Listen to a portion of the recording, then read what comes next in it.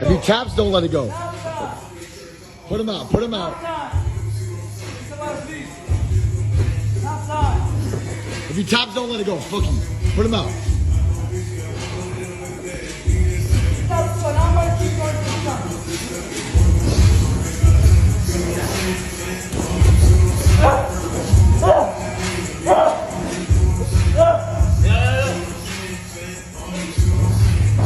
Ow!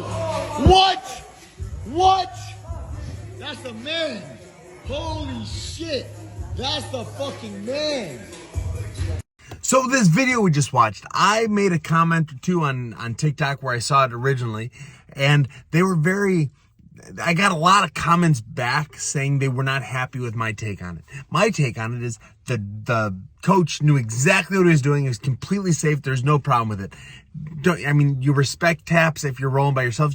You're working with the coach. It is completely fine. And everyone's like, oh, he could get hurt. You're not going to get hurt with a choke. A triangle, a rear naked choke, stuff like that.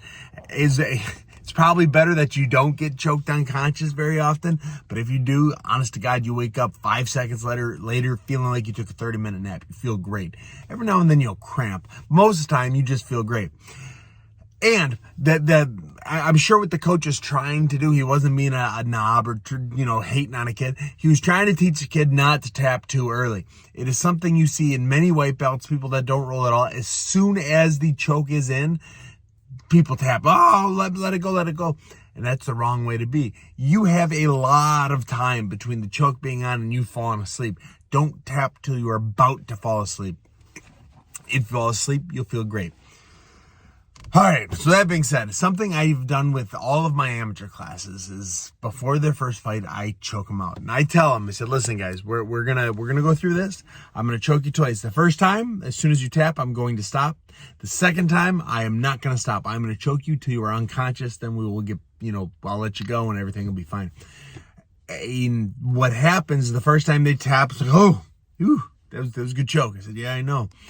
Now, the second time, everyone's nervous. They have so much anxiety. It's like, oh my God, I'm gonna get down here. I'm not letting you out of my lap. So I put this choke on them, and then I squeeze tight, and you kind of feel them get real tight, and they tap. So I'm not letting go, and I keep choking, and they keep tapping, and then they stop tapping. As soon as they stop tapping, pretty much I let them up. They breathe. It's real scary the first time you see someone get choked out because they'll make some noise, and then they wake up and they're like, oh, and they think their eyes, I was just out. Oh, say I feel all tingly. Now what that does, I immediately say, listen, do you remember you tapped? He said yes, and I didn't let go. How many more taps did you get before you fell out? The answer is usually around 6 to 9 extra taps. That's 5 to 7 seconds longer of not tapping.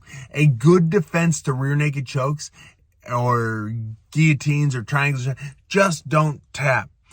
The person that's applying the pressure, that's applying the choke, may think it's not in. If they think it's not in, they might readjust. As soon as they readjust is your moment to explode. So you've got to kill in your students. You've got to kill that urge to tap. Now, if you're an older student, you're just doing it, for shits and giggles. You're never going to compete. You just want to learn a new art. Tap whenever you want. But especially in that video, you guys saw he tapped. Triangle wasn't let go, and the dude eventually got out. Incredible. The coach knew what he was doing. It was completely safe. The coach is there to watch if the kid fell asleep. And again, if the kid fell asleep, he will wake up 5 seconds later feeling like $1 million. I should say, if you're watching this on a kid, do not choke yourself out. That was without supervision. You need somebody in there watching you, telling you what to do, making sure nothing goes wrong or gets hurt. So there's so don't choke each other out, kids. Actually, so when I was younger, before I started fighting, huge WWE fan. I love it. I love the WWE. Chris Jericho's my favorite. Who is your favorite wrestler? But there's the sleeper hold. Everyone knows the sleeper hold. My brother and I, we used to put the sleeper hold on each other. And we'd choke each other out. We wake up and you wake up and you're all tingling. Like, oh, that was cool. Well, at the time I was taller than my brother, so I sat on the edge of a couch. My younger brother put the sleeper hold on me, and he choked me out. He didn't let go. I mean, he held that choke for way too long, from what my friends and he said. And eventually, he let go. I stood straight up, and then I fell face first onto the floor. Destroyed myself. He said then I seized for a little while too. So, yeah, I wasn't awake for any of that, but it was bad. I woke up. Oh, everyone's panicking around me. I mean, they're all panicking. I have no idea what's going on. Oh, I don't really remember anything at this point. I remember getting to the bathroom and my face was destroyed. I mean, it was like black and blue from here to here. Just done. Ah! I like screamed, and then I went into my room and went to bed. My little brother, he then called my mom, and the first thing he said, so this is, I would have been like 12 or 13, he would have been 11 or 12. He called my mom, and the first thing he said is, "Don't worry, Mom, he's starting to remember stuff." And yeah, my mom freaked out, called Dad. Dad raced home. I was asleep in bed. Dad came in and he kind of looked at me, but I was asleep. I didn't know he looked. Next morning I woke up, my mom saw me. I mean, my eye was swollen shut. Everything was destroyed. My mom freaked out. And so that was the last time I ever playfully choked myself out. So kids at home, don't play the choking game. It's stupid.